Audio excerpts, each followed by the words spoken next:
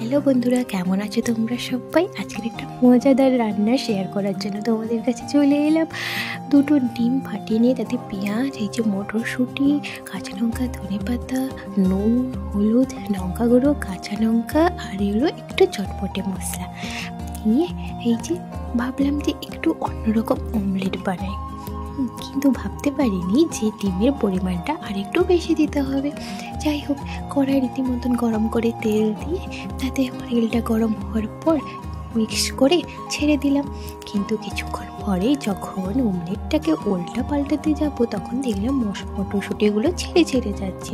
তখন বুঝতে পারলাম যে ডিমটা আর একটা দুটো ফাটিয়ে দিলে হয়তো ভালো হতো। তখন এই চিন্তার মাঝে খুন্তি মামা হাত থেকে বলল, চিন্তা নেই ভাই, আমি তো আছি, আমাকে দিয়ে এই অমলেটটাকেই একটা মজাদার রেসিপি বানিয়ে ফেলো। তাই এই যে খুন্তির কথা অনুযায়ী বানিয়ে ফেললাম ডিমের ঝুড়ি। তোমরা কিন্তু লাইক আর সাবস্ক্রাইব করতে ভুলে যেও না।